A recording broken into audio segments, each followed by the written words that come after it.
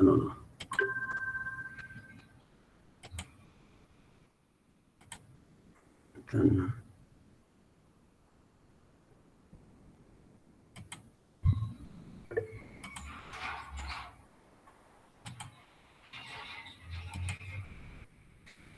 Ok, ¿se ve la pantalla? Sí, doctor, sí se ve. Ok, perfecto, arrancamos entonces. Bueno, este es un tema, yo creo, por más que, digamos, tengamos alguna otra especialidad, siempre vamos a tocarnos con un paciente o con esta patología, ¿no? Además, todos yo creo que en algún momento hemos sufrido esta patología, ¿no? Entonces, el tema es cefalea y algunas algias faciales. Vamos a revisar el tema, ¿ah? Por acá hacemos esto. Bien. Acá ya usted se imaginará, mire esta imagen, una señorita.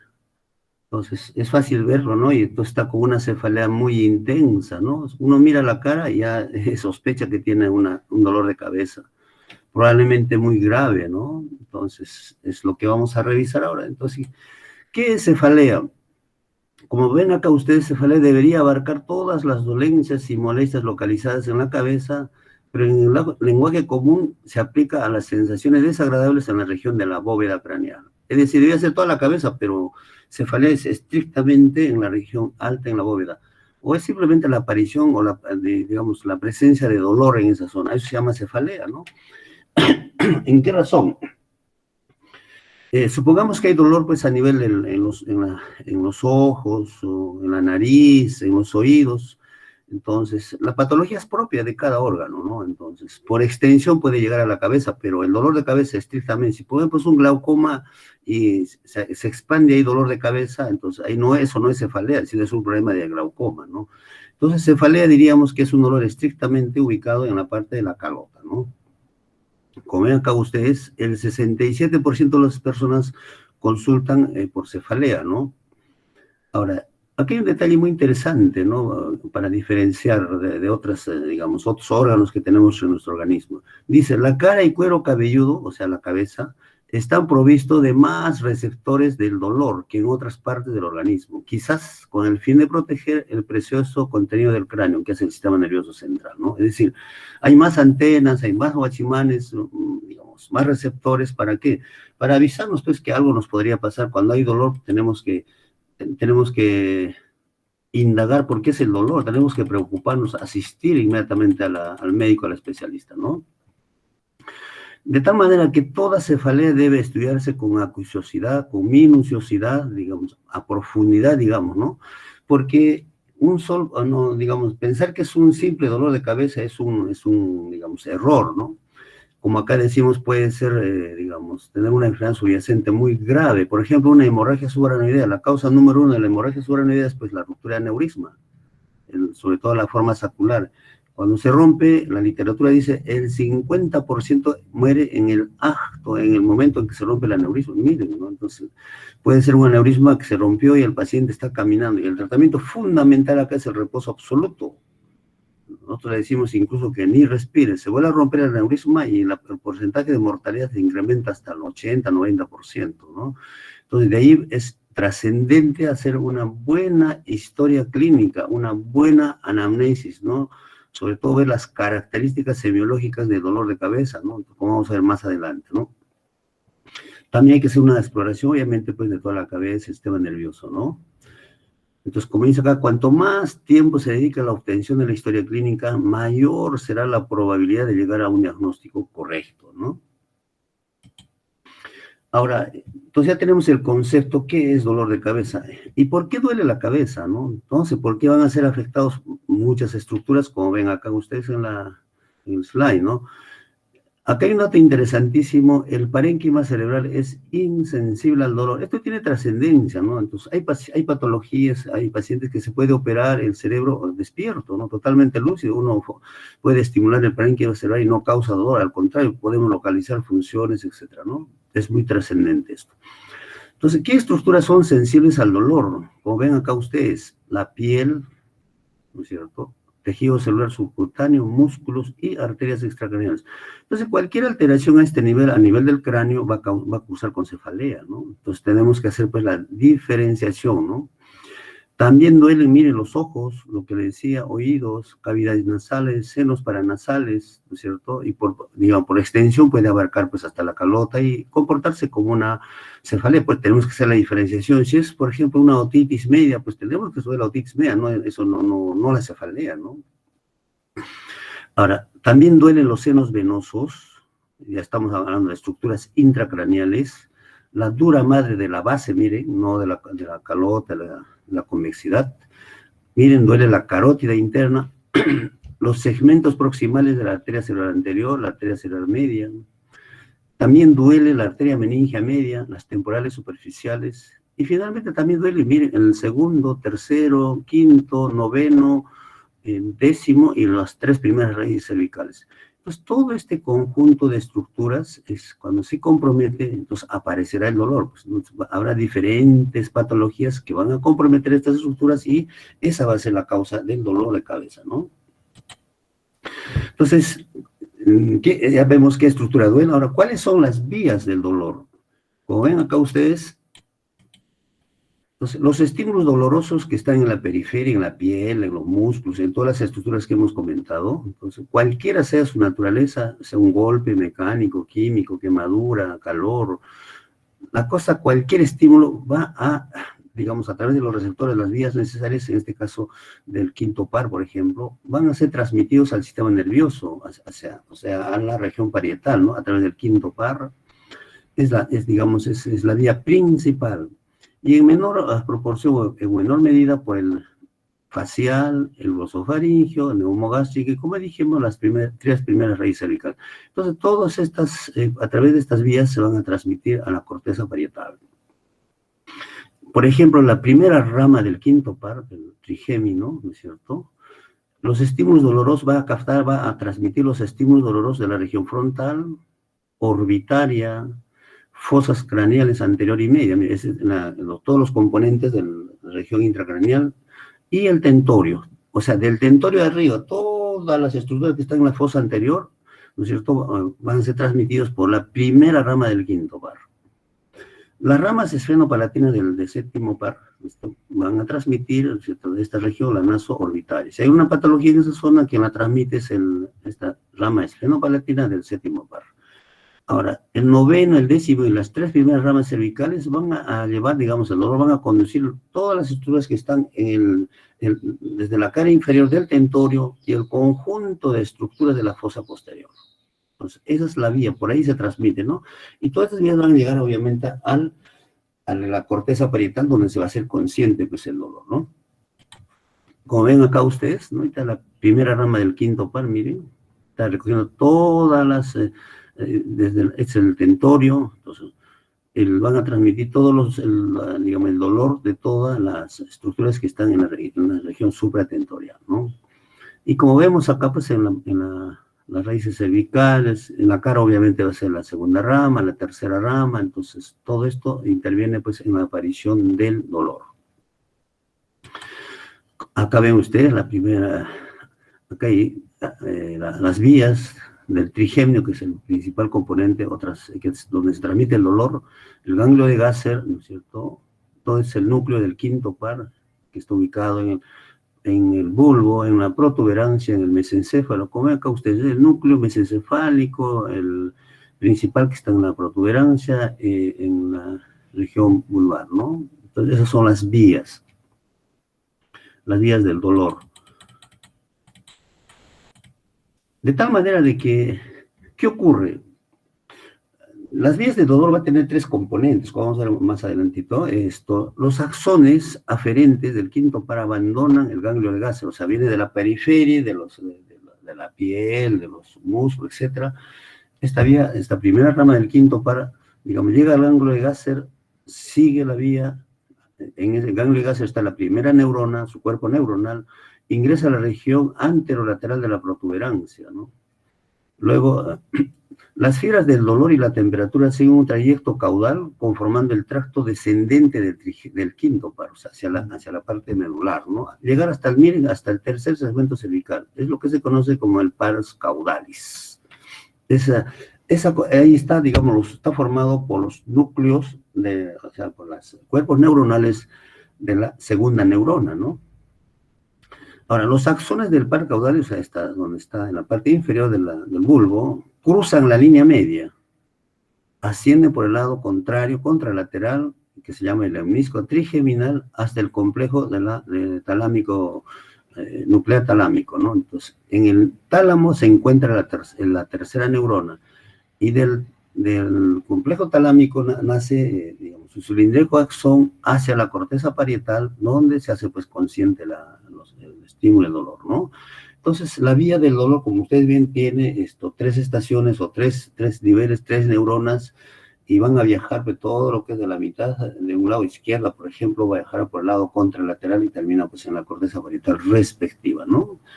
Acá hay un ejemplo, es el núcleo caudal, ¿no es cierto?, donde se produce la decusación. Entonces, esto correspondería para todo lo que es el núcleo del quinto par, que es bastante complejo. Recuerden que tiene también funciones motoras, ¿no? Esto es lo que les decía, acá está, miren, por ejemplo, es un vaso periférico, o extracraneal o intracraneal, como comentamos. Ahí está el cuerpo neuronal de la primera neurona, que está en el ganglio de Gasser. Los estímulos vienen de la periferia, su cilíndrico axón, miren, entra al tronco encefálico, desciende y se sinapsa con la segunda neurona que está en paracaudalis, como dijimos, cruza la línea media, en el lemnisco trigeminal pasa acá hasta el cuerpo neuronal de la tercera neurona, y de ahí sale el cilíndrico axón hasta la corteza cerebral, ¿no? Esa es la vía del dolor, ¿no? Muy bien, ya sabemos qué es dolor de cabeza, qué estructura duele, tenemos sus vías, dónde termina, etcétera, ¿no? Todo el recorrido. Ahora vemos cómo clasificamos la cefalea, ¿no? En dos grandes grupos, cefaleas primarias y cefaleas secundarias.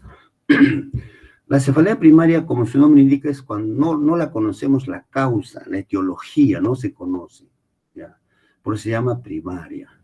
En cambio, la cefalea secundaria sí se conoce la causa, es precisamente como su nombre indica, es secundario a alguna patología, ¿no? Que es identificable. Entonces, en las cefaleas primarias, miren, encontramos acá varias. A la cabeza está la migraña, es la que vamos a desarrollar ahora.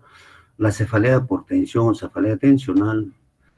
Algunas otras, como dije, algias craneales. Entonces, la cefalea histamínica de Harton. Podemos contar la cefalea, ¿no?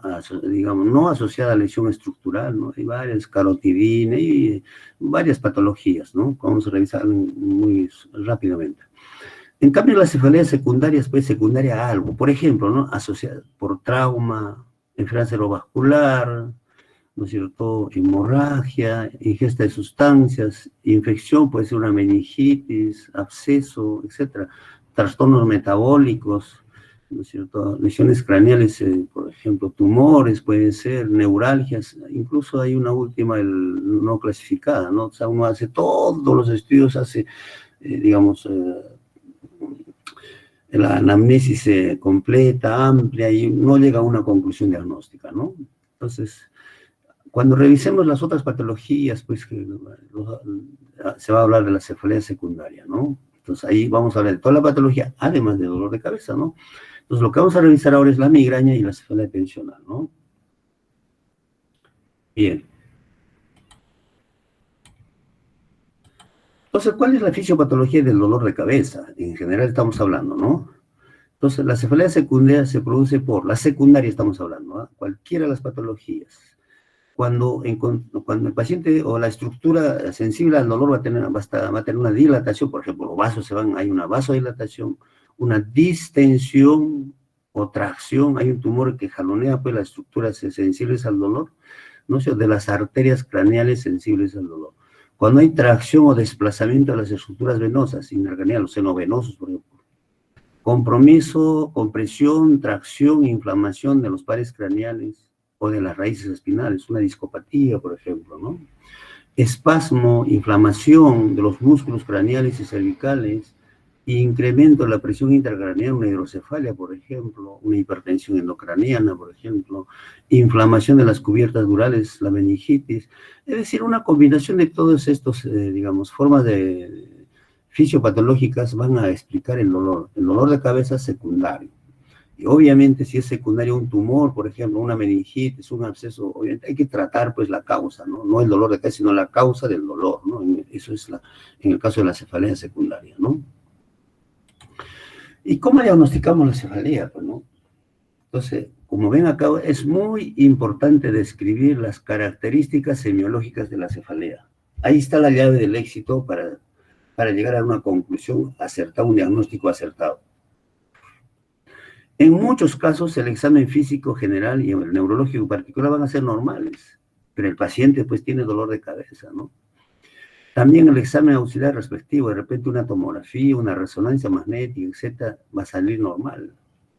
Entonces, solo a través de una anamnesis minuciosa se llegará a un diagnóstico final adecuado, ¿no? Entonces, por eso que es importante entrenarse en realizar pues un adecuado, correcto interrogatorio, como habías dicho en la primera clase, ¿no? Entonces, ¿qué tenemos que tomar en cuenta para el dolor de cabeza? ¿Qué características semiológicas? Por ejemplo, la duración. Si el dolor de cabeza dura pues 2 semanas o 15 días, diremos que es una cefalea aguda, ¿no es cierto? En el perfil del tiempo, subaguda de 15 días a 2 meses o 3 meses y crónica más de 3 meses, ¿no?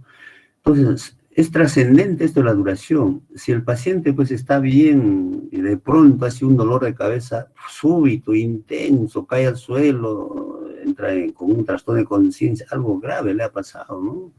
Podría ser lo que estamos diciendo hace un rato, una ruptura de un aneurisma, una hemorragia subaranoidea aguda, ¿no? Una hemorragia subaranoidea.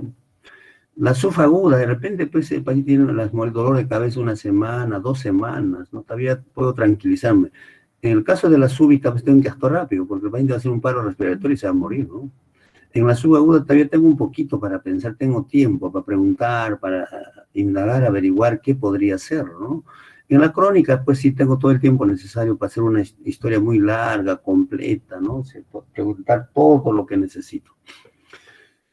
¿Qué otras características? En el tiempo, puede ser fugaz, ¿no? Aparece en un instante, unos segundos, aparece, ¿no? Desaparece.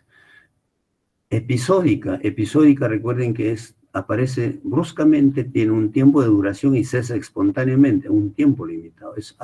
Y entre los episodios el paciente está absolutamente asintomático, ¿no? Clásico, la epilepsia, la migraña, taquicardia paroxística supraventricular, etcétera, etcétera, en otros sistemas órganos, ¿no? Cuando es permanente, pues el paciente amanece y anochece con dolor, ¿no? Doctor, yo me acuesto y me despierto con dolor, ¿no? De todas maneras hay que descartar una patología pues secundaria, una cefalea secundaria, ¿no? Progresivo significa que cada día va aumentando en grada, cada vez va aumentando, pues es típico de un tumor cerebral, por ejemplo, ¿no? La localización, una hemicrania, cuando duele la mitad de la cabeza, ¿no? Nos puede decir que es una migraña global, nos puede decir que es una hipertensión endocraniana, un tumor cerebral. Cuando es bifrontal, ¿no es cierto? Igual un meningioma, de repente un tumor frontal, podría estar, por eso un dolor predominantemente frontal, etcétera, ¿no? La cualidad, dice que como que late, pulsátil, típico de la migraña, opresivo, ¿no? En la región occipital tengo un peso, dice, ¿no? Puede ser cefalea tensional, punzada, una neuralgia, hincada, es como un rayo, ¿no? O sea, es una hemorragia subaranoidea, por ejemplo. Entonces, simplemente, digamos, alguna de las características ya nos está apuntando a cierta patología, ¿no? Momento de aparición, ¿no? Puede ser matutino, en la mañana, pues bien raro, se supone si es por estrés, yo descanso toda la noche y me despierto sano, ¿no? Y conforme pasa el día, tengo mucho trabajo, entonces aparece el dolor de cabeza, es típico de la cefalea tensional. Pero si tengo en la mañana, amanezco con dolor, ya, tengo que preocuparme, algo está pasando ahí, ¿no? Vespertino, nocturno, ¿no es cierto? Entonces, todos estos detalles hay que tomar en cuenta. Fenómenos asociados, puede haber fotofobia, ¿no? Le molesta la luz, le molesta el ruido, hay vómitos, ¿no? Puede ser una migraña, si hay vómitos puede ser también un tumor cerebral, puede ser una meningitis, ¿no es cierto? Entonces, uno tiene que preguntar todas estas características del dolor de cabeza. Y eso es en la parte de la anamnesis, ¿no? En el examen físico, entonces, recuerden que este paciente está con cefalea, la historia clínica, el examen clínico es lo mismo. Todo lo que sabemos de la historia clínica se tiene que hacer igual, ¿no? Solo podremos énfasis, por ejemplo, acá en este caso, en el examen de la cabeza y sobre todo en el examen neurológico, para descartar que el dolor de cabeza no sea secundario, ¿no? A alguna lesión, ¿no? Entonces, el examen físico debe ser igual, completo, como hemos dicho, de punta a punta, que involucre todos los sistemas o aparatos, ¿no? En todos los pacientes, mire, todos los pacientes, lo estoy resaltando, y en especial, pues obviamente un paciente neurológico siempre debe realizarse el fondo de ojo. Es un examen, es como, dicen, funciones biológicas, funciones vitales, ¿no? Entonces, le toman el pulso, la temperatura, igualito. Cuando llegan al examen clínico, llegan a cabeza, cráneo, ojos, siempre hay que hacer el examen del fondo de ojo. Si es un paciente con enfermedad neurológica, con cefalea mucho aún, ¿no? Obligatoriamente deberíamos hacer el examen, ¿no?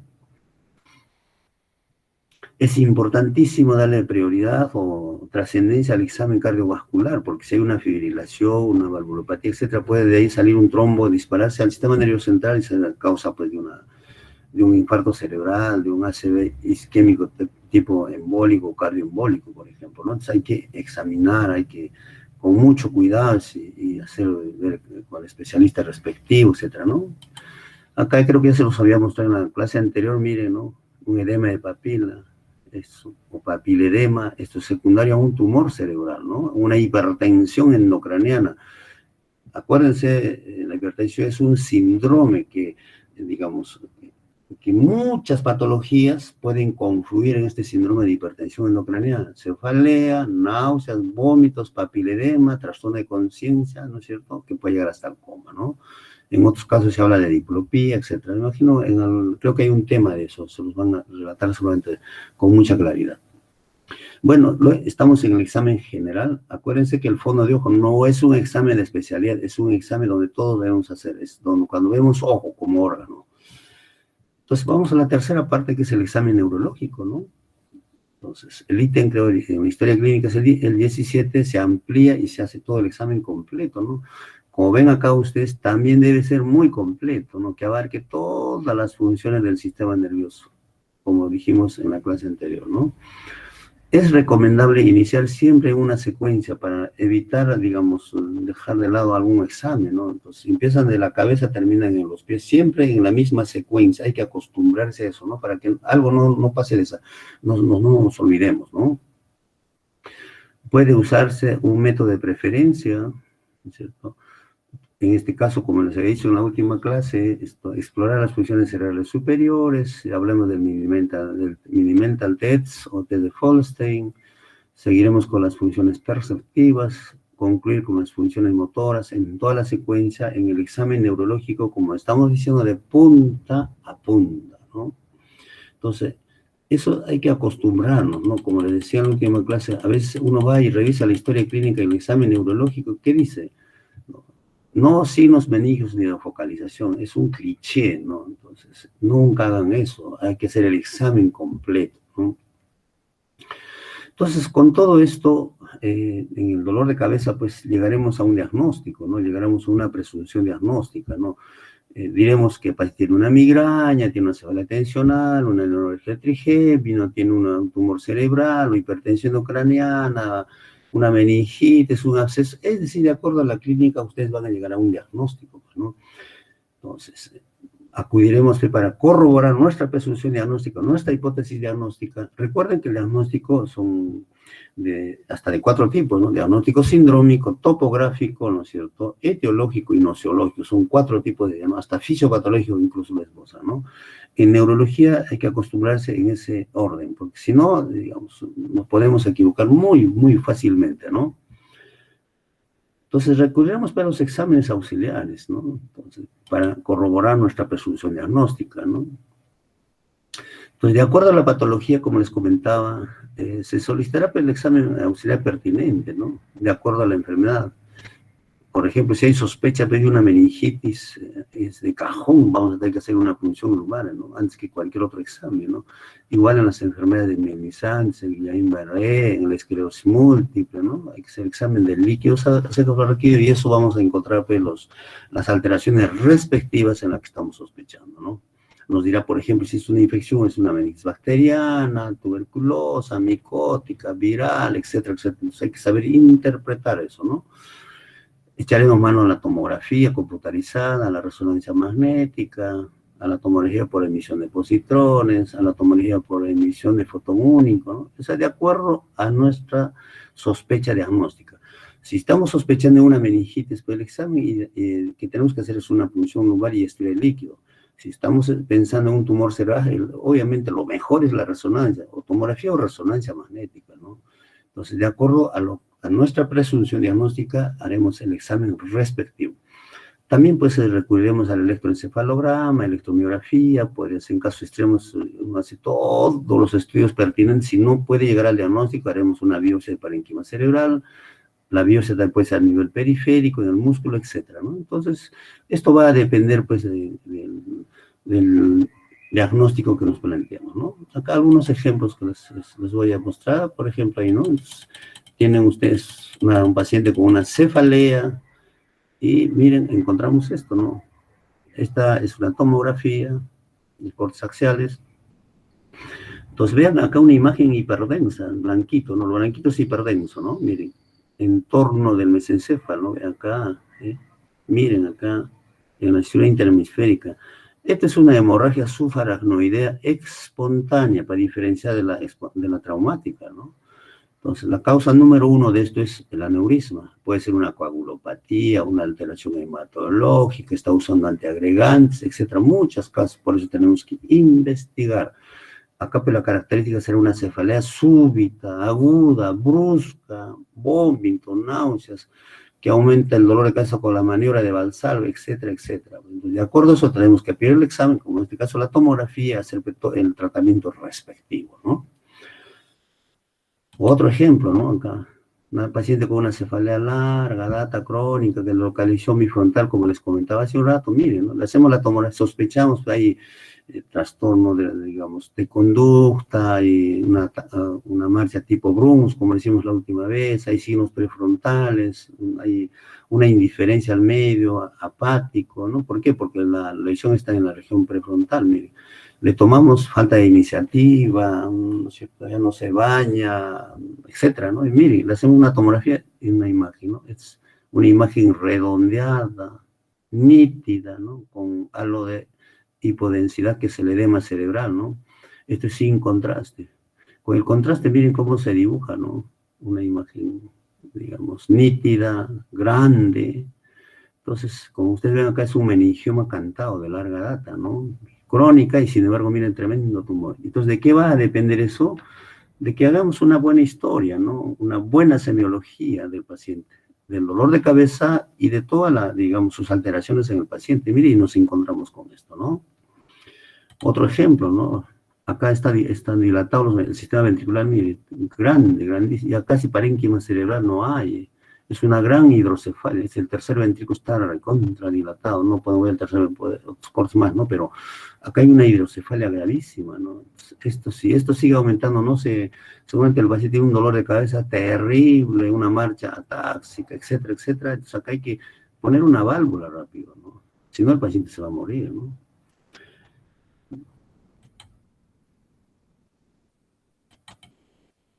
Acá es una resonancia, por ejemplo, mira, el paciente que le duele la cabeza, ¿no? Y miren, uno le toma, en este caso, una resonancia, miren, un adenoma de hipófisis, también grande, ¿no?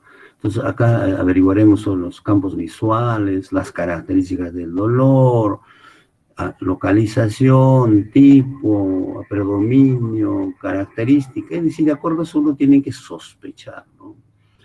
Entonces, vean, con todo esto hay que, digamos, ser muy acucioso en la semiología, ¿no? Yo hago, generalmente es una cosecha nuestra Aparte de todo lo que les he dicho, preguntar al paciente, generalmente yo hago dos preguntas clásicas, pero no, yo a los alumnos cuando les enseñaba, ellos cuando les decía pues esto, ¿no? Ellos, lo primero que preguntaban lo que yo les explicaba, ¿no? Entonces, para no equivocarme, ¿no es cierto? Le hago dos preguntas, además de todo lo que les he dicho, ¿no? Si en la noche duerme bien o no, ¿cómo está su sueño? Me dice, bien, duermo rico, normal. Ah, ese paciente no tiene, pues, es una cefalea primaria, no es una secundaria, ¿no? Y además le digo, ahora hay que saber preguntar, ¿no? ¿Qué tal duerme usted en la noche, no? Le dice, no duermo, les puede decir, ¿no? No, duermo mal, les puede decir, o no duermo. ¿Y por qué? Les puede preguntar. No vaya a ser porque sea una pareja joven, su esposo o la pareja no lo deja dormir toda la noche, pues no por otra causa, ¿no? Entonces, ¿por qué le tienen que preguntar? ¿Por qué? Porque el dolor de cabeza no me deja dormir. Ah, no, ahí paro las orejas al paciente, lo paro, lo echo, lo siento, lo examino de punta a punta, ¿no? Y el otro es el apetito. Jamás una persona que tenga una lesión estructural o secundaria en el cerebro, en el sistema nervioso, va a tener apetito, pues, ¿no? A mí se me ha quitado, no tengo apetito, ah, no. En esos dos casos yo paro la oreja, ¿no? Y luego me voy hasta la tomografía, hago todos los estudios, y casi nunca me he equivocado, ¿no? Entonces, con esto ya tenemos un panorama cuando se afronta una cefalea, ustedes tienen que ser muy minuciosos en su anamnesis, muy minuciosos en su examen clínico, pedir los exámenes pertinentes y la idea es, digamos, descartar una enfermedad estructural, una enfermedad orgánica o una cefalea secundaria, ¿no? Porque si es un meningioma como se los he mostrado y decimos, ah, está estresada, el tumor va a crecer, el paciente va a morir, ¿no? Bien, ahora vamos a revisar pues todo lo que es la cefalea primaria. Estamos, ¿no? La migraña o jaqueca, ya, al tema en sí, ¿no? Migraña o jaqueca es lo mismo, ¿no? Procede de una palabra griega que significa hemicrania, o dolor de cabeza, pues, ¿no? Pues yo siempre le digo, cuando explico a los pacientes, es un dolor de cabeza que cumple ciertos requisitos y cuando tiene todos estos requisitos le llamamos jaqueca o migraña. Casi siempre el paciente cuando acude a la consulta ya vienen etiquetados, ya le dijeron que tiene migraña, ¿no? Y con y realmente no es migraña, ¿no? Entonces, por eso ahora les voy a dar las pautas, cómo es que se diagnostica la migraña, ¿no? Es más frecuente en la mujer que en el hombre, ¿no es cierto? Probablemente se hereda con un patrón autosómico dominante, probablemente porque la causa no se conoce. Raro que comience después de los 45 años, encima hay que pensar ya en una cefalea secundaria.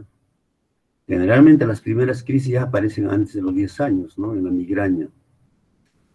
Hablan de una personalidad migrañosa, es decir, en niños hay un trastorno del sueño, se despiertan en la noche, lloran en la noche, tienen terrores nocturnos, son muy vulnerables a la frustración, por ejemplo. Entonces, a eso le llaman la personalidad migrañosa.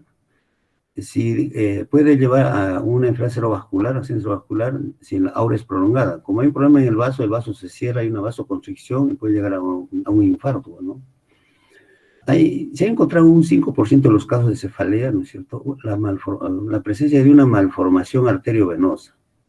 Entonces, la especialidad o los especialistas dicen, no, el paciente tiene dos patologías, migraña más malformación o malformación, digamos, desencadena la migraña, ¿no? Entonces, por eso que cuando hay un dolor, por más que sea migraña, siempre tenemos que pedir un examen auxiliar, en este caso una tomografía, no vaya a ser que tenga esta malformación, ¿no? Entonces, esto tiene otro tratamiento, ¿no? ¿Y cómo se clasifica la migraña? En primer lugar, la migraña con aura. Vamos a ver más adelante qué es aura. Aura es un signo focal, un signo neurológico focal. Vayan aprendiendo, ¿no? Antes se llamaba migraña clásica. La migraña sin aura, sin los signos focales, o migraña común se llama antes. Hay una migraña hemipléjica familiar. El paciente tiene dolor de cabeza y hemiplegia, y que se resuelve con el tiempo, como vamos a ver más adelante. Migraña basilar, donde el paciente va a tener cefalea con todos los síntomas de las estructuras de la fosa posterior. Migraña retinal, una migraña oftalmopléjica, o sea, hay una parálisis de todos los pares craneales asociados a dolor, hacia migraña oftalmopléjica. Yo nunca he visto estos, lo dice la literatura, se los menciono. Hay una palabrita que usan incluso los equivalentes migrañosos. migraña acefalálgica, o sea, pero si la migraña es dolor de cabeza, o sea, una migraña sin dolor de cabeza, ¿no? Entonces, donde solo aparece el disturbio neurológico, o sea, el signo vocal sin cefalea, ¿no? Hay síndromes escasamente definidos, por ejemplo, una migraña abdominal, hay un malestar, balonamiento, disconfort abdominal, hay en el corazón, en la región precordial, un cansancio, dolor, opresión, ¿no? Dificultad para concentrarse, etcétera, ¿no? Entonces, a esto le llaman equivalentes migrañosos o migrañas acefalálgicas. Esto, digamos, se da el tratamiento para la migraña y desaparece toda la sintomatología, por eso el diagnóstico es terapéutico, ¿no? Es un poco raro, de repente se nos está pasando a nosotros, ¿no? No lo hemos diagnosticado, ¿no? Pero para que tengan idea. ¿Cuál es la fisiopatología? Es muy interesante esta fisiopatología. Se describe un sistema trigémino vascular, como ustedes dirán, intervienen los vasos y interviene el trigémino, ¿no? Entonces, está compuesto por una porción eferente, desde el punto de vista anatómico, dice, donde lo constituye el núcleo salival superior y la parte parasimpática del nervio facial. Esa es la parte eferente, digamos, ¿no? Responsable de la liberación del BIP. El BIP es el péptido intestinal vasoactivo. Esto tiene que ver con la motilidad de los vasos en el sistema nervioso central. Y el brazo aferente, ¿no es cierto?, está en relación con el quinto par, ¿no es cierto?, que libera el gen, ¿no es cierto?, el péptido relacionado al gen de la calcitonina, así se llama. Este péptido tiene que ver con la inflamación de las meninges, de las leptomeninges. ¿Ya? El BIP, el péptido intestinal vasoactivo, tiene que ver con el vaso, la luz de los vasos, con la vasodilatación. Entonces, cuando se libera esta sustancia, el BIP, se produce una vasodilatación. Al tener una vasodilatación, mayor afluencia de volumen sanguíneo, y eso es lo que genera el dolor. Y paralelo a eso se libera también este péptido relacionado al gen de la calcitonina, que hace un proceso inflamatorio, le llama una inflamación estéril de las meninges, como si fuera una meningitis, y esos dos fenómenos hacen que aparezca el dolor de cabeza, ¿no? Dicen que este par caudales que les explicase antes, el núcleo espinal del quinto, constituye el auténtico centro del control de la actividad de este sistema. Entonces, si algo pasa ahí, se dispara, pues esta, ¿no?, la liberación de estas sustancias, y aparece el dolor de cabeza, ¿no? Tanto los fenómenos de vasodilatación, como ya les dije, los vasos que están en las leptomeninges, o la inflamación estéril de las leptomeninges mismos, están controladas por el sistema de transmisión serotoninérgica. Este sistema se llama el sistema de transmisión serotoninérgica, así le llaman los autores, ¿no? Entonces, vamos a encontrar acá varios tipos de sistema de transmisión serotoninérgica. Existen dos subtipos, ¿no? La 5-HT1 y la... O sea, son varias, ¿no? 5-HT1, hay la 2, son 7 familias, ven acá. Hay la 2, la 5, la 7, ¿no? Existen 7 familias. Pero dentro de estas, el HT1 es la más importante. ¿Ya? Dentro de esta HT1, a su vez, hay dos subgrupos. Es la 5-HT1-1B, ¿no es cierto?, y la 5-HT1D. ¿Ya? Estos son capaces de controlar, ¿no es cierto?, la vasodilatación, este es el 5-HT1B, y la inflamación estéril, que es la 5-HT1D. Como les decía, existen 7 familias, entonces digamos, en el cerebro, por ejemplo, va a predominar en el sistema nervioso central, la meninges, los vasos, las leptomeninges, el receptor de la 5-HT1, ¿no?, su variante 1B y 1D. Ahora, en otras estructuras también aparece en el corazón, en otras estructuras son, como dice acá, son 7 familias de receptores, ¿no? Entonces, estos son excelentes agonistas de los receptores, digamos, este sistema de los receptores 5-HT1B y D. ¿Ya? El 5, como les decía, el 5-HT1B se encuentra localizado postsinápticamente en la pared de los vasos, por lo tanto interviene en la vasodilatación, ¿no?, de los vasos de la leptomeninges. Cuando se estimula estos receptores, se revierte, ¿no? O sea, en lugar de producirse una vasodilatación, se produce una vasoconstricción. Por eso los triptanes, por ejemplo, tienen un efecto agonista, es decir, estimulan a estos receptores. Al estimular, ¿qué producen? Digamos, revierten produce una vasoconstricción, por lo tanto desaparece el dolor, ¿no? Esta estimulación revierte selectivamente, digamos, en los vasos, ¿no? De la leptomeninges, ¿no? Ahora vean, la concentración de estos receptores 5-HT1 es muy bajo, 10%, solamente 10% en el corazón. Por lo tanto, la capacidad de vasoconstricción coronaria de los agonistas de estos receptores es baja, ¿no? En el caso de los triptanes, por ejemplo, ¿no? Por eso se puede usar con bastante tranquilidad, ¿no?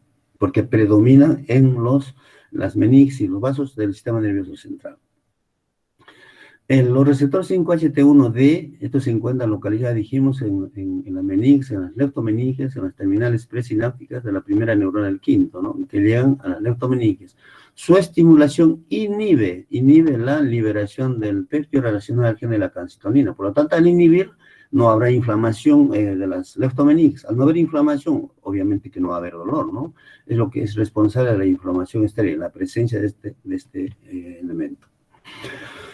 Entonces, la migraña con aura es la expresión clínica completa. Vamos a ver qué es aura más adelante, ¿no?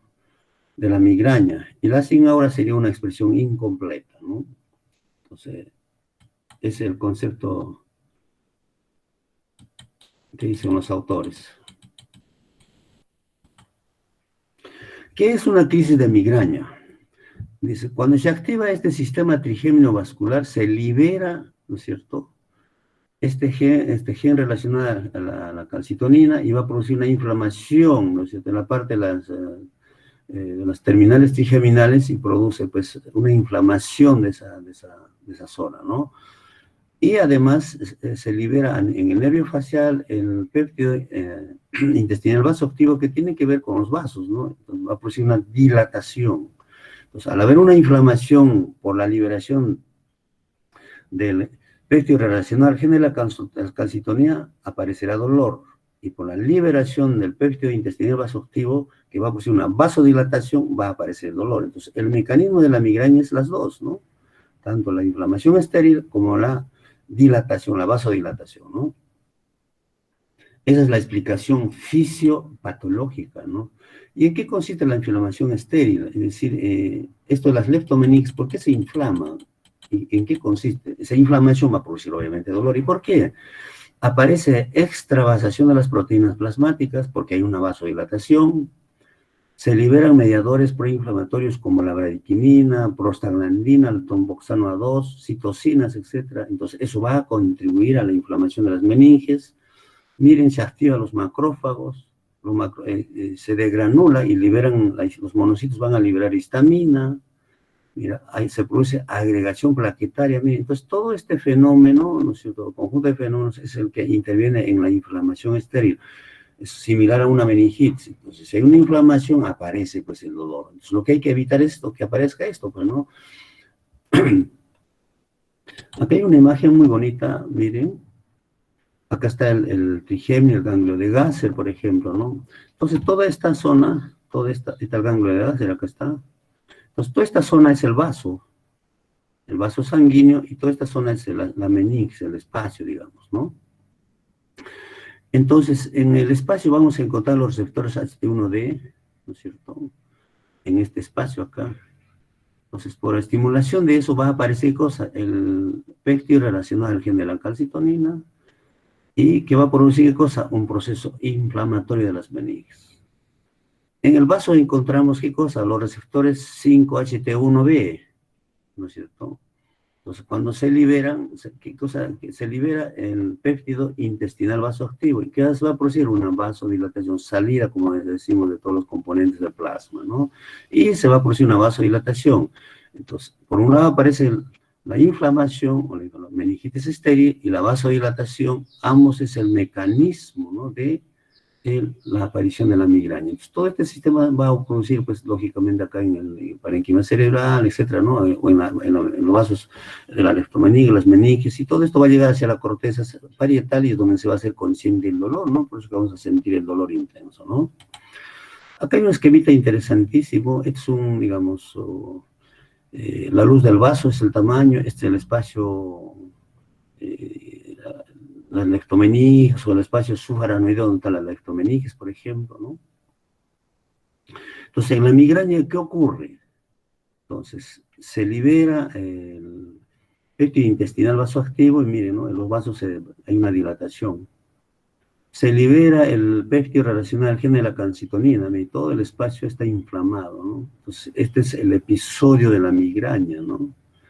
Entonces, los triptanes, como vamos a ver más adelante, son agonistas selectivos, ¿no? Estimulan a los receptores 5-HT1, B y D, ¿y qué hacen? Inhiben la liberación pues, de estas sustancias, por lo tanto, no habrá vasodilatación y no habrá inflamación estéril. Por lo tanto, no hay dolor de cabeza, va a desaparecer. Por eso que acá bloquea ambos receptores, bloquea acá, y el paciente toma su normalidad, ¿no? Desaparece el dolor de cabeza. Entonces, ¿cuál es la característica clínica de la migraña? Un tercio de los pacientes, del 100%, un tercio de los migrañosos experimentan síntomas premonitorios, horas previas a la crisis se llama prodromos. ¿Y en qué consiste ese prodromos? Entonces, el paciente va a sentir cierta avidez por los dulces, tiene deseo de consumir chocolates, ¿no? Aparece cansancio, bostezos, cambios en el humor, se vuelve muy irritable, se le hincha las extremidades, ya no le entra el anillo, las medias, etcétera, etcétera, ¿no? Entonces, días antes o tiempo antes de que aparezca el dolor de cabeza, aparecen todas estas molestias, ¿no? Se llama prodromos. Para que aparezcan estos síntomas, parece que hay un problema hipotalámico, ¿no? Donde está implicado el núcleo supraquiasmático. Entonces, parece que hay alguna alteración, un desequilibrio en esta zona y aparecen síntomas prodrómicos. Entonces, el paciente que ya conoce ya sabe que le va a venir. Entonces, es importantísimo esto para el tratamiento, ¿no?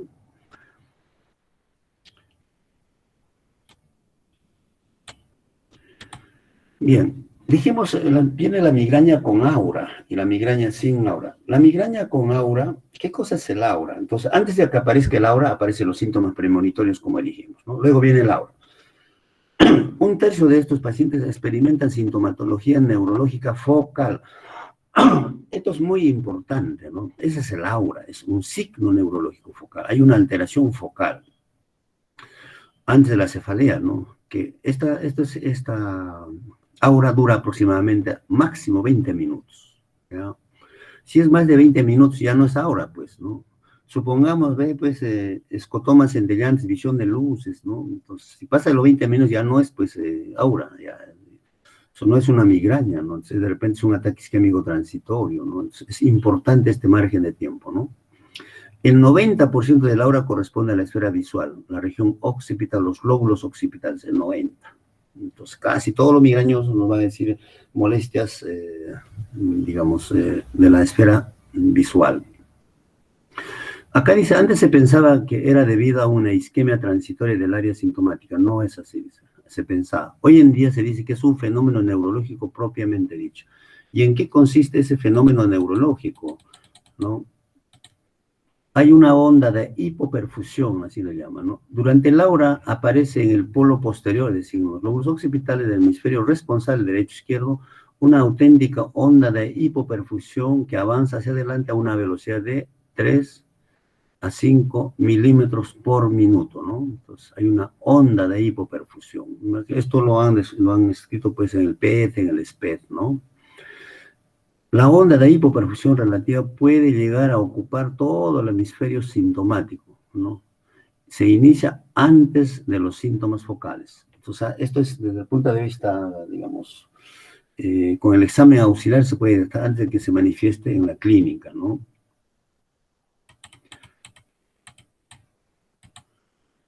Entonces, el tronco encefálico como generador de la crisis de migraña, ¿qué es lo que sucede en el tronco? Ahí está el disparador, digamos, ¿no? El aura muy posiblemente sea secundaria a un fenómeno de depresión propagada, se llama, depresión propagada. La migraña sin aura no presenta estas anomalías de la depresión propagada, ¿no? En los estudios de perfusión cerebral. En el momento actual puede afirmarse que la activación de los núcleos del RAF y el locus ceruleus, dice, es con toda probabilidad una condición necesaria para la puesta de la marcha de la crisis de migraña, demostrada en el PET, ¿no? Entonces, esas son las hipótesis diagnósticas.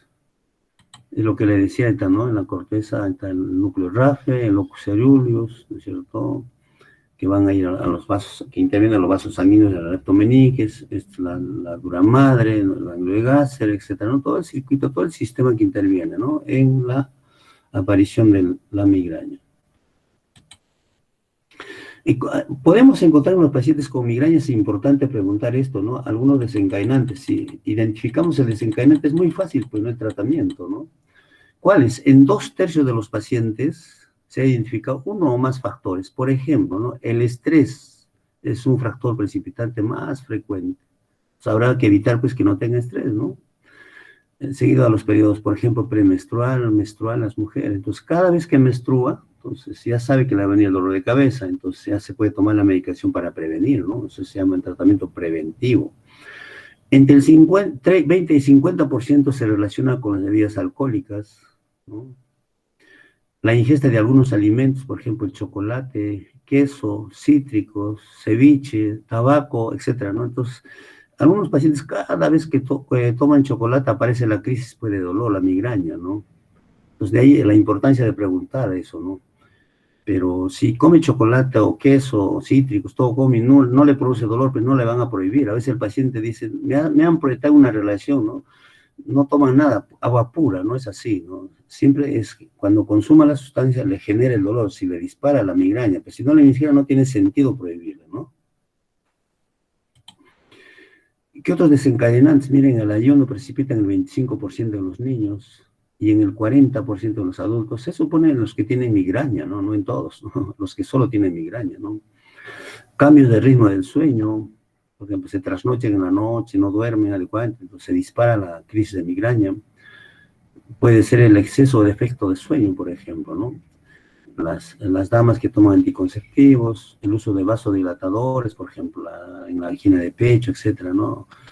Entonces también puede desencadenar la crisis de migraña. En este caso es ¿por qué aparece el mecanismo desconocido? Pero se han propuesto mecanismos bioquímicos como la presencia del glutamato monosódico. Por ejemplo, el Ajinomoto, ¿no? Que se prepara la sopa, este elemento es el que dispara el dolor de cabeza, ¿no? La migraña. Entonces, por lo tanto, pues no consumirá, ¿no? En el queso van a encontrar esta sustancia, la tiramina, que es un detonante, ¿no? Entonces, uno come queso, esta sustancia es la que genera la aparición de la crisis. Entonces, por lo tanto, en el tratamiento hay que evitar, pues, que consuma estas sustancias, ¿no? Por eso se pregunta en la anamnesis del paciente, ¿no? Y en la migraña de aura, en la migraña sin aura, ¿cómo es en la clínica? Cuando decimos que el paciente, clínicamente, ¿cuáles son las características de esta migraña? La localización debe ser hemicranial, debe tener por lo menos 2 de estas características. Localización hemicranial, tiene que tener una cualidad pulsátil, le late la mitad de la cabeza, es una intensidad moderada, severa y empeora con el esfuerzo físico, ¿no? La duración puede ser de 4 hasta 72 horas. Además de esto, tiene que asociarse a otros síntomas, por ejemplo, a uno, ¿no? Náuseas, vómitos, o ambos, o a fotofobia o sonofobia, o a los dos si fuera posible, ¿no? Y es indispensable, miren estos datos, ¿no? Miren, al menos uno de los siguientes, ¿no? Miren, la anamnesis y la exploración física y neurológica no sugiere cefalea secundaria, ¿no? Eso nos indica que es una cefalea primaria. La anamnesis y la exploración neurológica sugieren una enfermedad subyacente, o sea, una enfermedad estructural, pero que esta la descartamos con estudios complementarios, pues una tomografía, una resonancia, ¿no? Y finalmente, ¿no? Que dicha enfermedad, o sea, la presencia de esta enfermedad subyacente, en la presencia, pero los episodios de migraña no ocurran por primera vez dentro de toda esta sintomatología, ¿no? Porque esto puede ser, digamos, secundario a la lesión, ¿no es cierto? Entonces, tenemos que tener todas estas condiciones, ¿no? Descartar siempre una causa estructural o una causa secundaria. Entonces, con una hemicrania, tipo pulsante, náuseas y vómitos, con fotofobia, fonofobia, etc. Y con un estudio tomográfico normal, es cantado, pues es una migraña, ¿no?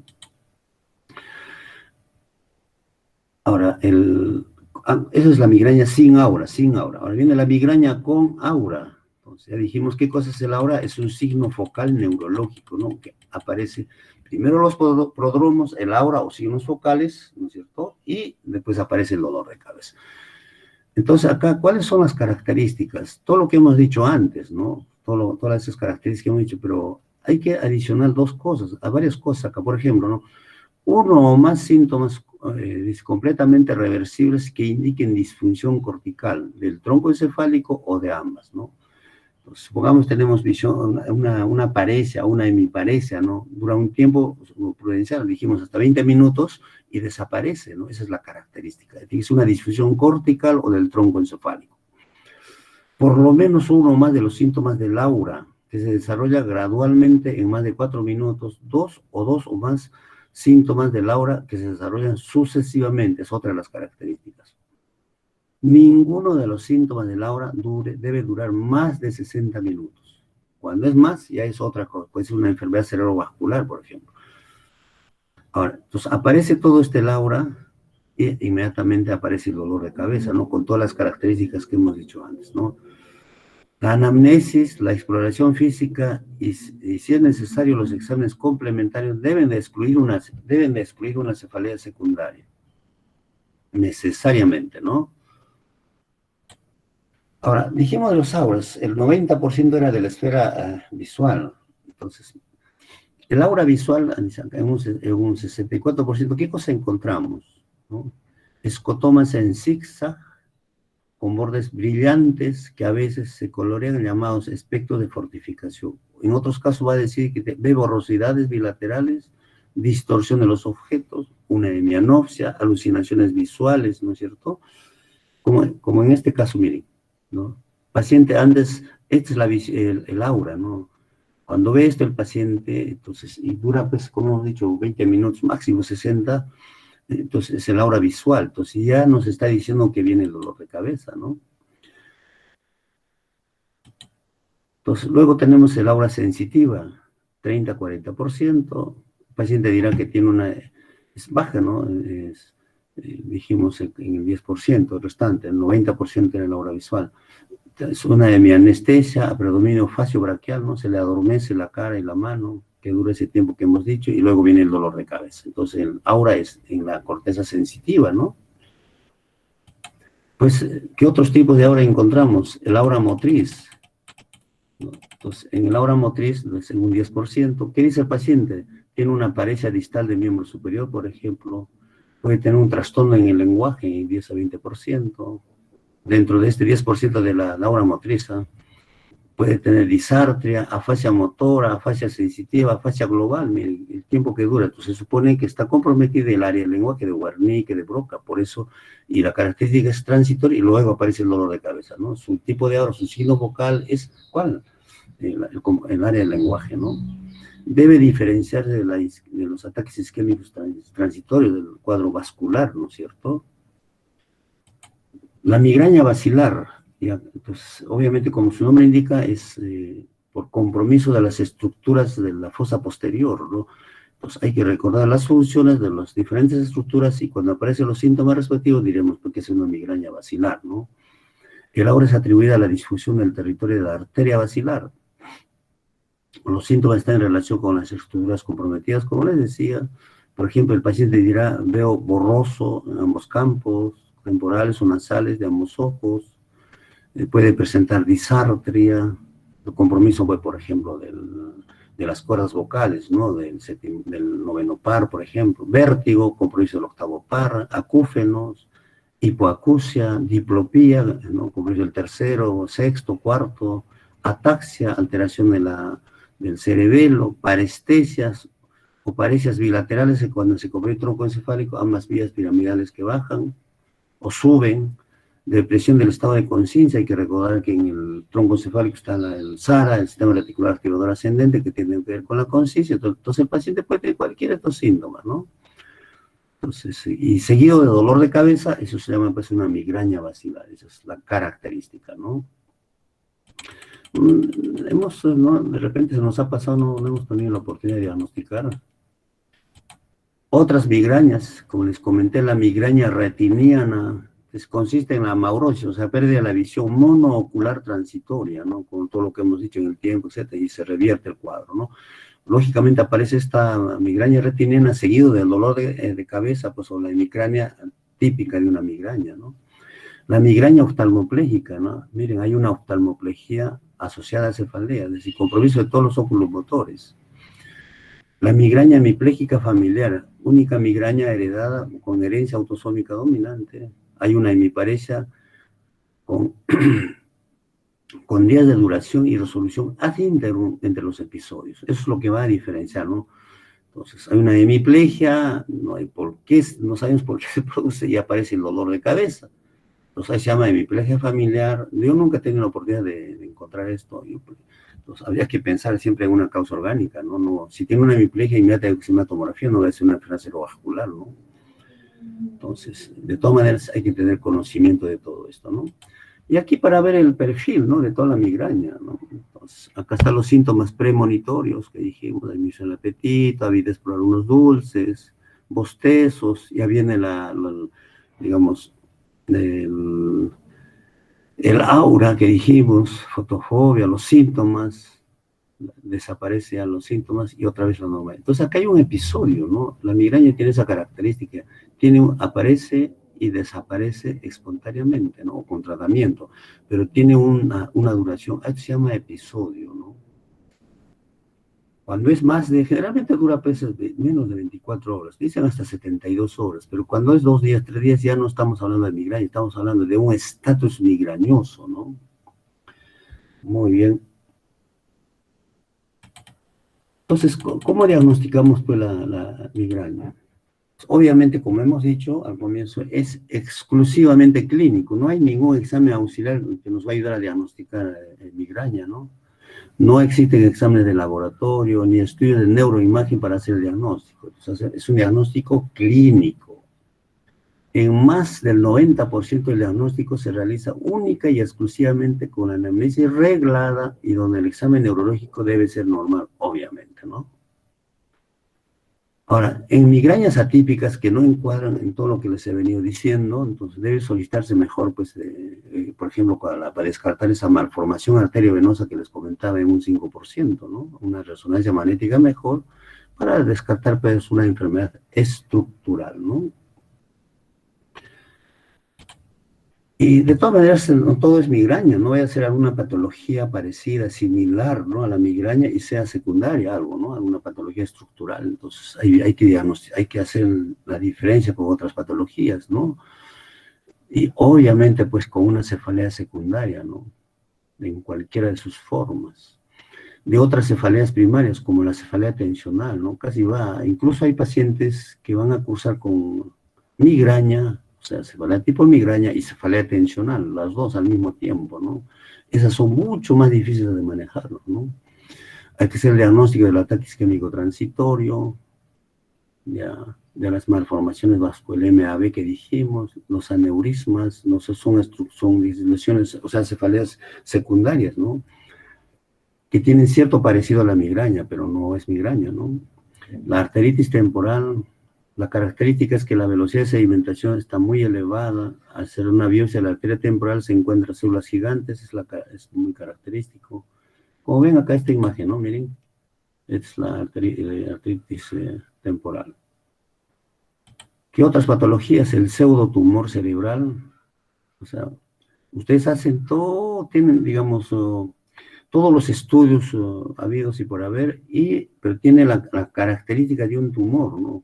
Clínicas, desde el punto de vista de la cefalea global, aumenta con la presión intracraneal, tipo pesadez, le hacen el estudio y no encuentran nada, se llama pseudotumor, ¿no? Infecciones, pues a la cabeza, meningitis bacteriana, tuberculosa, micótica, sobre todo las tuberculosas, ¿no? Micóticas, tumores cerebrales, cefalea postraumática, son estructurales, ¿no es cierto? Puede tener cierto parecido a la migraña, entonces equivocadamente podemos estar diciendo migraña y es una patología estructural, ¿no? Entonces eso tenemos que tener muy en cuenta, ¿no? Algunas palabras en relación al tratamiento, ¿cómo tratamos la migraña? ¿No? El enfoque terapéutico debe ser pues doble, ¿no? O sea, abortar la crisis y prevenir, evitar, ¿no? Si ya tienes el prodromos, tienes los signos focales, ahí puede ser el tratamiento para la migraña y evitamos que siga la secuencia, ¿no? Abortamos la crisis. Prevenir es, digamos, si cada vez que menstrua, ¿no es cierto?, le viene el dolor, ¿no es cierto?, cada vez que tiene un estrés, hay que evitar eso, ¿no? Se previene simplemente, ¿no? Prevenir los factores desencadenantes, como dijimos, si cada vez que come chocolate, ceviche, queso, aparece el dolor, hay que evitar comerlo, fácil. Luego se puede usar todos los AINES, ¿no? Todas las formas de AINES. Algunas, ¿no? La aspirina, el paracetamol, naproxeno, ibuprofeno, todas las que conocen ustedes se puede usar. Analgésico puro, a pesar de que estamos viendo que la fisiopatología es la inflamación estéril y la vasodilatación, ¿no? Se puede usar los ergóticos, la ergotamina y la dihidroergotamina, acuérdense que son vasoconstrictores, ¿no? Estos vienen combinados con cafeína y un analgésico, cualquier aspirina, paracetamol, etcétera, ¿no? De ahí vienen los nombres comerciales muy variados que existen en el mercado. Ahora, estos ergotamínicos, la ergotamina y la dihidroergotamina tienen un efecto agonista, o sea, estimula, ¿no?, a los receptores serotoninérgicos, como digo, 5-HT1B y 1D, ¿ya? Entonces, al estimular esto, ¿qué hacen? Inhiben la liberación, ¿no?, de estas sustancias del péptido intestinal vasoactivo. Por lo tanto, ¿qué va a hacer? Ya no hay vasodilatación, más bien hay vasoconstricción, ¿no? Inhibe la liberación del péptido relacionado al gen de la calcitonina. Por lo tanto, ¿qué va a pasar? Ya no inflama las leptomenix, por lo tanto va a mejorar el dolor. De esa manera tiene efecto los ergotamínicos, ¿no? Pero ¿cuál es el problema? De que, acuérdense que selectivamente existen en el sistema nervioso los receptores 5-HT1, 1B y 1D, ¿no? Pero estos ergotamínicos también actúan en los receptores, miren, ¿no? 5-HT2, el 5 y el 7, ¿no? Y esto se encuentra también en el corazón. Entonces podría generar una vasoconstricción en las coronarias. Entonces podemos tener una isquemia en el corazón. Por eso hay que tener mucho cuidado. Pacientes que tienen hipertensión, cardiopatía, una alteración de las arterias, están contraindicados el uso de los ergotamínicos, ¿no? En el mercado hay un montón de nombres comerciales. Y los medicamentos de elección son los triptanes, ¿no? Son una serie de sustancias que tienen una serie de características. Pueden considerarse realmente selectivos en el tratamiento sintomático de las crisis de migraña. Estos triptanes comparten la propiedad de ser muy selectivos agonistas, o sea, estimulan los receptores 5-HT1B y 5-HT1D. Son potentes inhibidores de la vasoconstricción, como hemos dicho, y la inflamación estéril de la leptomenix. Por lo tanto, van a mejorar pues la migraña, ¿no? Inhiben la liberación, dijimos, del péptido relacionado al gen de la calcitonina y al péptido intestinal vasoactivo, ¿no? Entonces parece que actúa a nivel del PARS, del núcleo espinal del quinto, en la sustancia gelatinosa del asta dorsal de la médula espinal cervical alta para ese nivel, ¿no es cierto? Y lo bueno es que ahora, ¿cuál es la diferencia? Los ergotamínicos hay que usarlos siempre cuando el paciente está en el aura, cuando tenemos los prodromos o el aura, y cuando ya tiene la crisis ya no funciona. Los triptanes funcionan también a ese nivel, ¿no? Cuando está en los síntomas prodrómicos, con los signos focales, incluso con la cefalea, que está en el acme de la cefalea, los triptanes funcionan, ¿no? Lo hemos usado alguna vez nosotros. Generalmente nosotros hemos usado de manera muy adecuada, simple, con los ergotamínicos. Muy pocas veces hemos llevado a los triptanes, ¿no? En el mercado existen muchos medicamentos de estos, con varios nombres comerciales, por ejemplo, el rizatriptán, Maxal se llama, Solmitriptán, el Somic, Sumatriptán, que es el primerito que apareció en el mercado, era carísimo, y Migran habría bajado bastante, el Almotriptán, ¿no es cierto?, Almogran. Entonces, todos estos medicamentos, entonces, para usar estos medicamentos, lo primero que hay que hacer, ¿qué cosa? Diagnosticar, pues, ¿no?, que sea una migraña, ¿no? Sin aura, con aura, si tiene toda la secuencia prodromos, signos, el aura y la cefalea, ¿no? Entonces, pues acá lo más importante es saber diagnosticar si es o no es una migraña, ¿no? Porque recuerden que interviene, digamos, en la motilidad vascular, ¿no? Entonces, esto sería un resumen de todo lo que hemos estado revisándoles. Entonces, vean, acá encontramos los receptores, ¿no es cierto? HT1B, que es el vaso, en el espacio los receptores HT1D, acá está, ¿no? Acá, que van a liberar, que se llama los receptores HT1B, receptora, el péptido intestinal vasoactivo, que tienen que ver con la motilidad vascular. Al estimularse o al liberarse se produce la vasodilatación, ¿no es cierto? Entonces, al usar los medicamentos triptanes, por ejemplo, lo que hace es inhibir, estimula, pero al estimular lo inhibe, ¿no? Que se libera esa sustancia, por lo tanto hay una vasoconstricción mayor, ¿no? Igual ocurre con los receptores 5-HT1, la estimulación libera el péptido relacionado al gen de la calcitonina y produce una inflamación estéril de las meninges, por lo tanto aparece dolor. Entonces, los triptanes, por ejemplo, ¿qué hacen? Estimulan, pero esa estimulación más bien inhibe la liberación del péptido relacionado al gen de la calcitonina, por lo tanto no va a haber la inflamación estéril, por lo tanto no hay dolor de cabeza, ¿no? Entonces, inhiben la vasodilatación, inhiben la inflamación neurógena, esto va al tálamo, a la corteza y mejora pues el dolor de cabeza, desaparece el dolor de cabeza, ¿no? Entonces se habla de la profilaxis. En algunos casos se puede usar, digamos, preventivamente algunos medicamentos, se han probado, ¿no? Miren, se puede usar beta bloqueadores como el propanolol, nalodol, atenolol, pero ¿cuál es el problema de esto? Como ustedes ven, es un beta bloqueador, o sea, va a lentificar, va a bradicardizar el corazón, ese es el gran problema, ¿no? Nosotros nunca hemos usado, nosotros sí, muchos pacientes han recibido este tratamiento. Se puede usar antagonistas del calcio, la flunaricina, nicardipino. Estos medicamentos usados en mayores de 60 años de forma crónica les causa sintomatología parkinsoniana. Antiserotoninérgico, metisergida, pisotifeno, ¿no? No sé si habrá estos medicamentos en el Perú, más parece que es teórico. Antidepresivos, ¿no? Para la depresión, como la amitriptilina, ¿no? Entonces, tiene un efecto en la prevención de la migraña, parece. Se menciona. Se puede usar los AINES naproxeno, por ejemplo.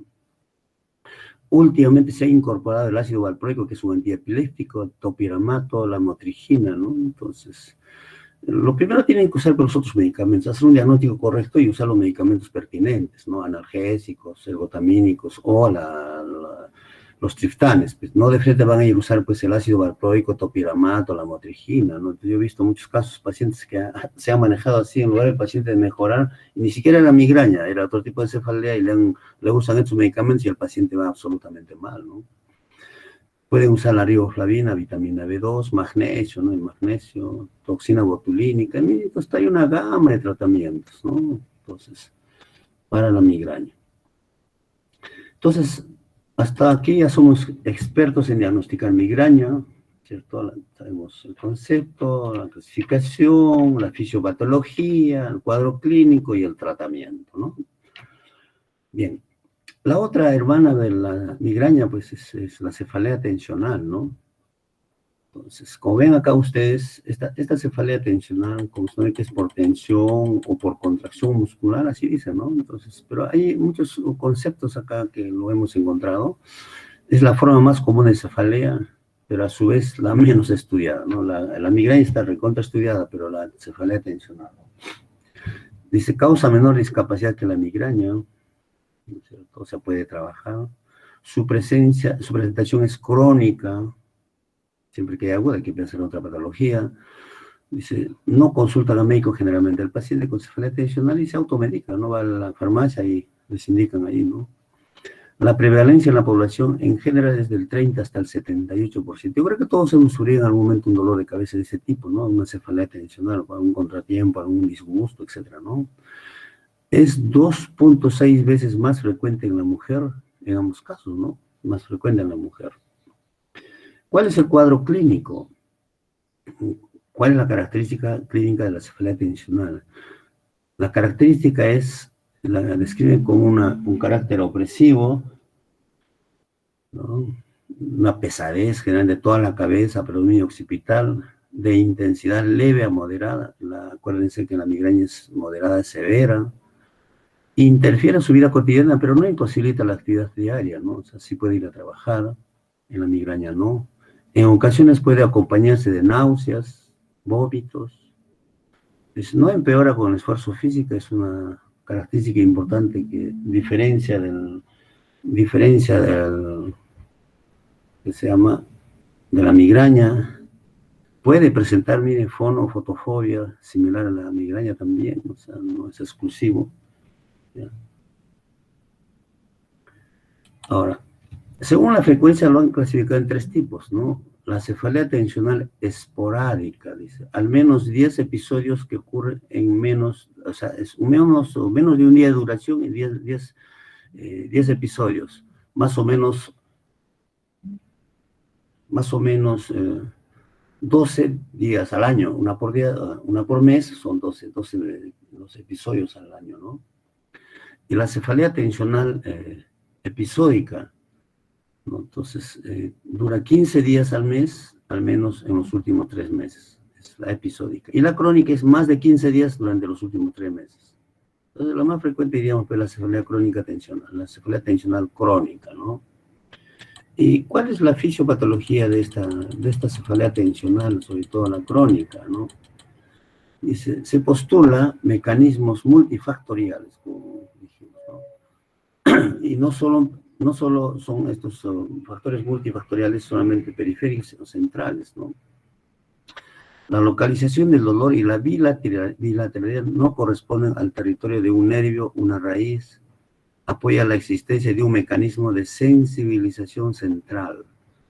O sea, no hay una estructura determinada que, digamos, dispara el dolor de cabeza, o sea, una compresión de un nervio, una determinada raíz, ¿no? O sea, más parece que la alteración fuera a nivel del sistema nervioso central, ¿no? Estuviera sensibilizado, como dice acá.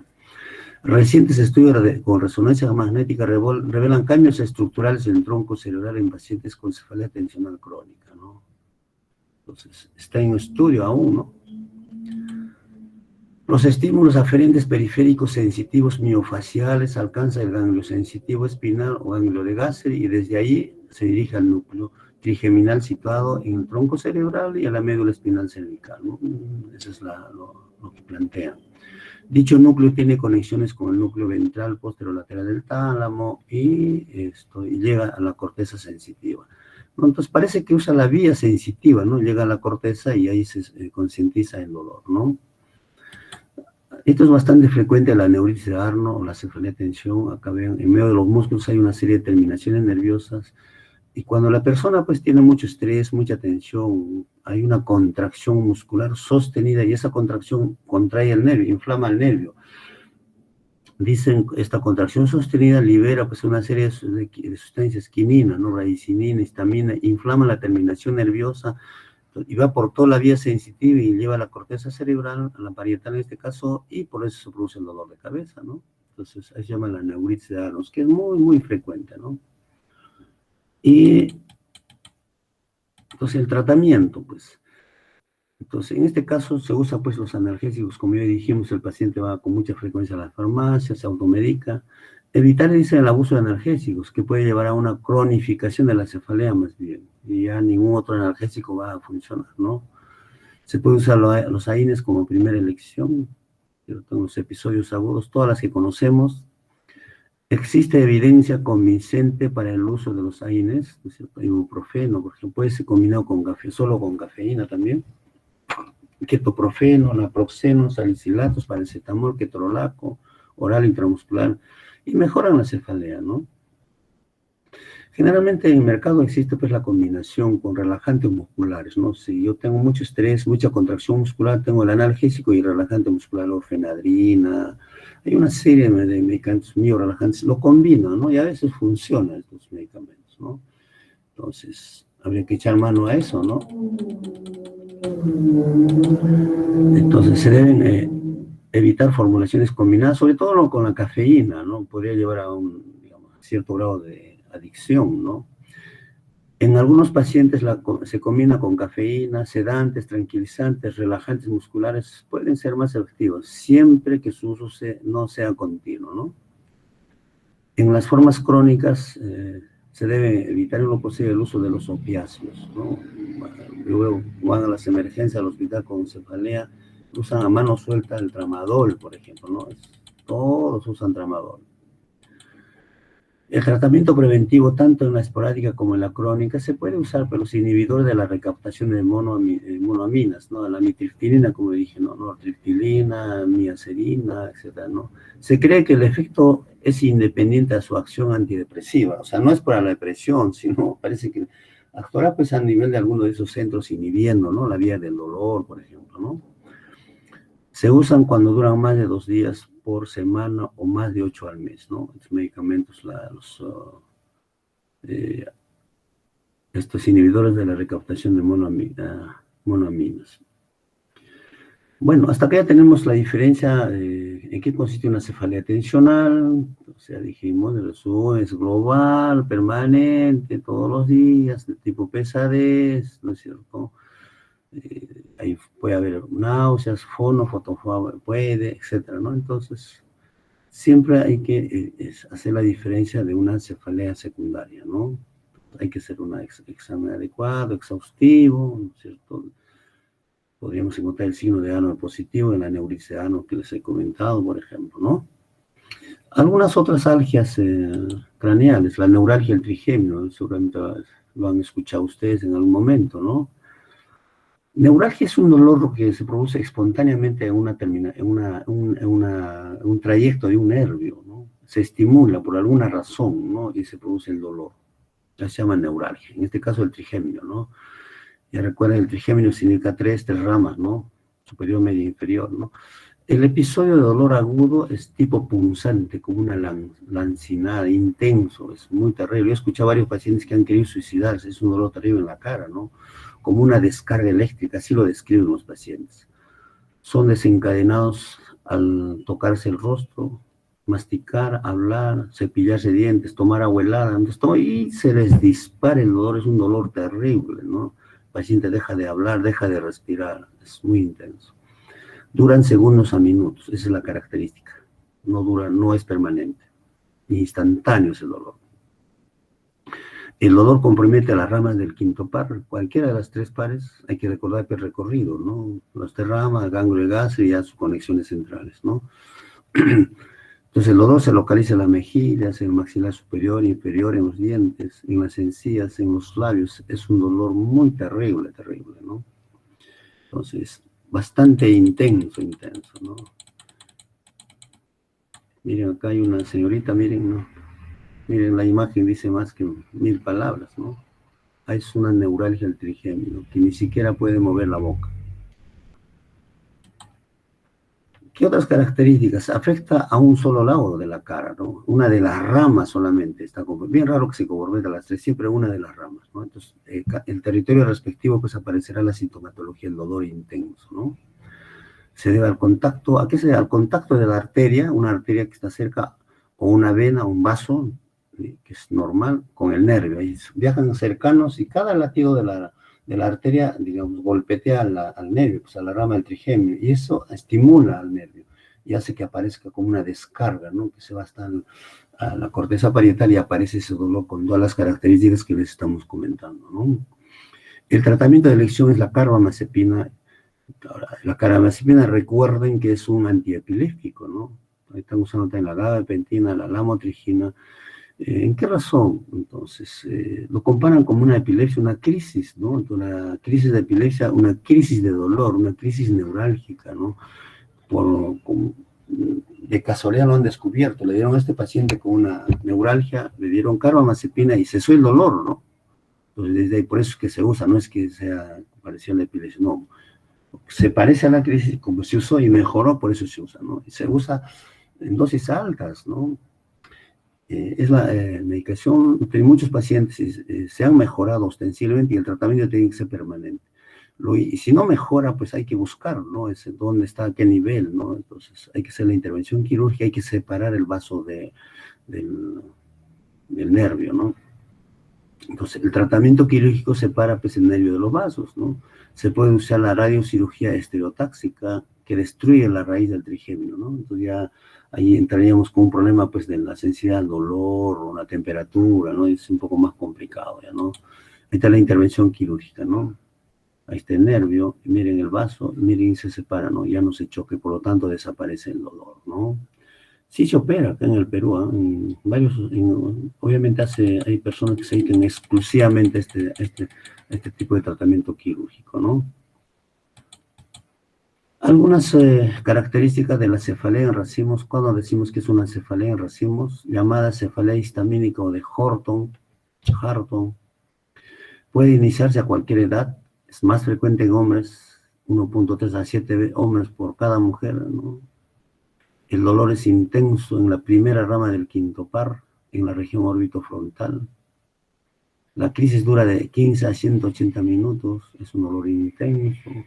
En el 91% existe lagrimeo ipsilateral, seguido de vasodilatación o vasodilatación conjuntival, un enrojecimiento de la conjuntiva de ese lado, ¿no? Es la característica clínica, ¿no? Miren, el 77% hay edema palpebral, ¿no es cierto?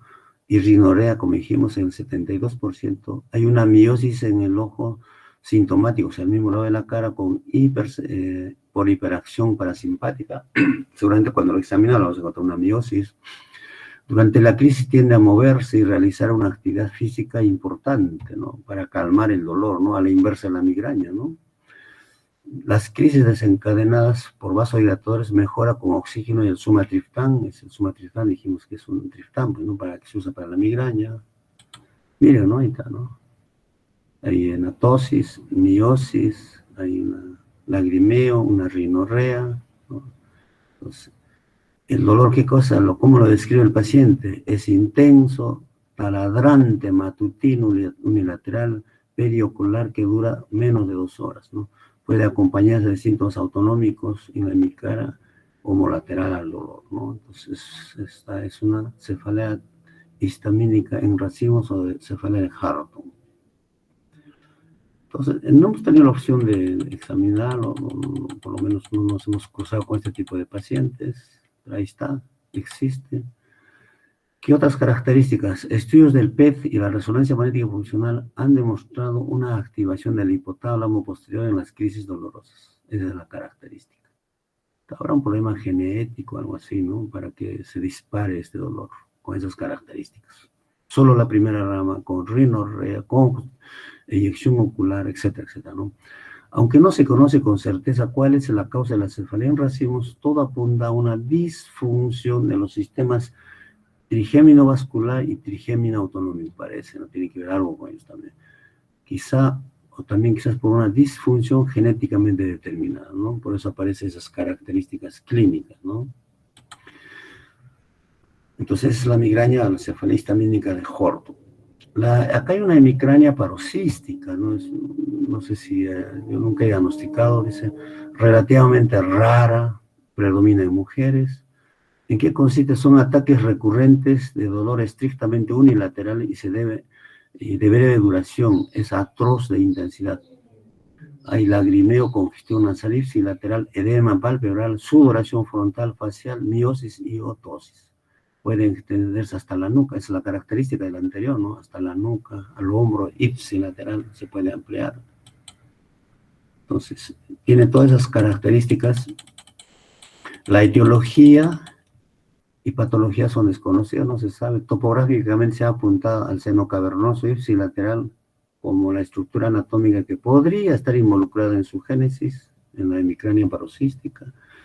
Responden a la indometacina, ¿no? Que casi no lo escuchamos, no lo vemos, cuya respuesta exquisita es desconocida, ¿no? Entonces puede ser una prueba terapéutica, ¿no?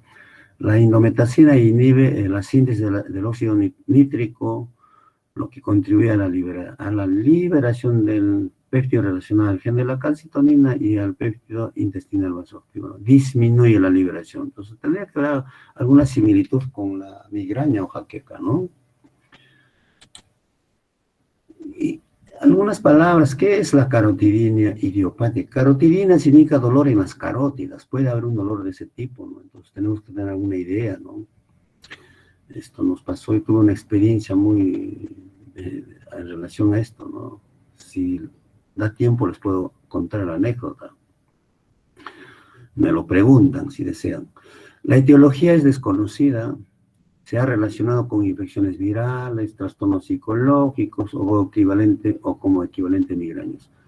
¿En qué consiste? Hay un dolor lateral cervical atípico. Pueden presentar otalgia, molestias en la deglución, cervicalgia o cefalea, ¿no?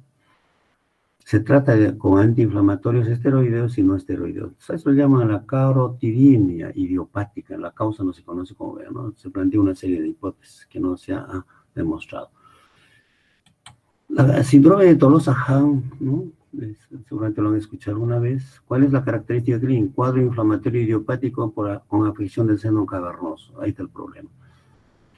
Hay una cefalea periorbitaria tipo opresivo que suele preceder a la oftalmoplejía. Aparece una oftalmoplejía. En las neuroimágenes, resonancia magnética, en este caso, muestra simetría y captación de sustancia de contraste en el seno cavernoso. En otros casos puede ser normal. Lo que hay que recordar es que cerca del seno cavernoso, por el seno cavernoso viajan pues todos los pares, algunos pares craneales. Hay un proceso inflamatorio, los comprime y aparece la oftalmoplejía, con dolor ipsilateral, con todo lo que está diciendo, ¿no? Y eso se llama pues el síndrome de Tolosa-Hahn. Entonces encontramos dolor, compromiso de pares craneales.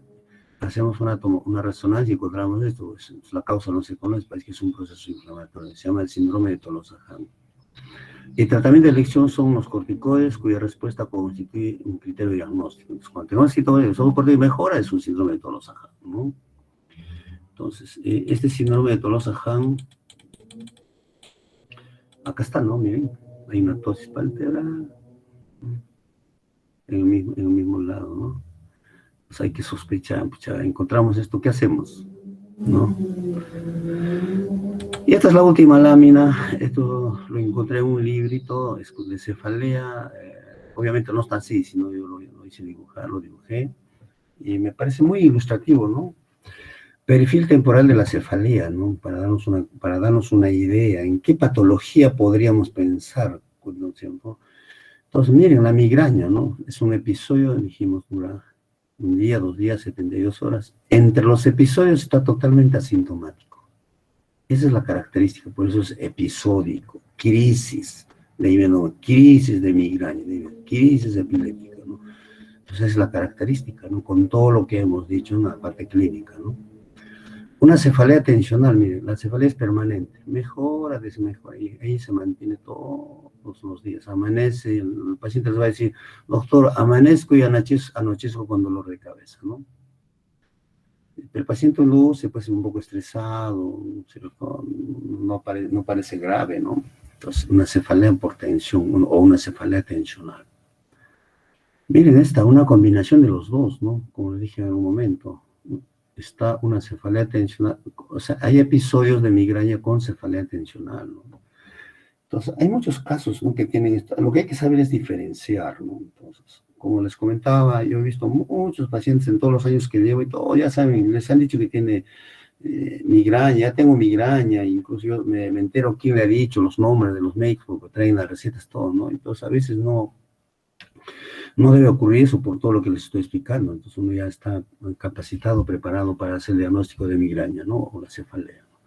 Entonces puede ocurrir esto, ¿no? Entonces hay que ver, pues, ¿no? Lo ideal sería, pues, dar el tratamiento en este caso, por ejemplo, para la cefalea tensional primero, si no mejora para la migraña, dar tratamiento para los dos, imagínense lo tendríamos que inundar de medicamentos, ¿no? Pero existe, es lo más difícil tratar. Cefalea y racimos, miren, poco tiempo, fugaz, ¿no? En el tiempo, entre los episodios está absolutamente asintomático. La neuralgia trigémina, dijimos, ¿no? Son episodios, crisis en el tiempo, ¿no? Con todas las características que hemos comentado. Y miren esta, ¿no? La progresiva, ¿no? Miren, arranca el dolor de cabeza inexorablemente todos los días va aumentando, ¿no? Cada día. Es típico, pues, de un tumor cerebral, ¿no? Entonces, miren, en el espectro podemos darnos cuenta, ¿no? En el dolor de cabeza, tener una idea en el panorama, ¿no? Entonces, una vez diagnosticado, hacer los exámenes pertinentes y el tratamiento, ¿no? Entonces, en esta oportunidad hemos revisado las cefaleas primarias. Todas las otras patologías lo van a revisar seguramente, pues, como parte de ese cuadro en dolor de cabeza, ¿no? Muy bien. No sé si tienen alguna pregunta.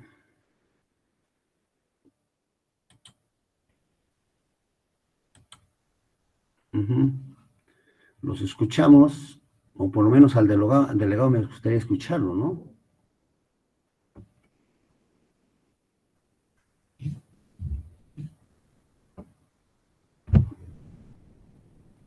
Creo que no hay nadie.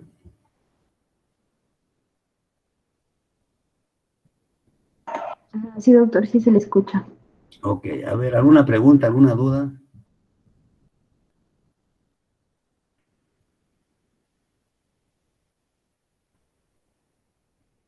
Bueno, todo está claro, no habían entendido nada, ¿no? Todo quedó claro, doctor. No hay ninguna duda. Ok, me alegra entonces. Entonces, esperamos el siguiente tema, pues, las prácticas, ¿ya? Si todo está claro, ya pues, damos por concluida la clase, ¿ah? ¿Parece? Ok, doctor. Listo. Muy bien, que les vaya bien, cuídense. Gracias, Cuídese, doctor. doctor. Buenas Leo. tardes. Hasta luego, Buenas. doctor. Chao.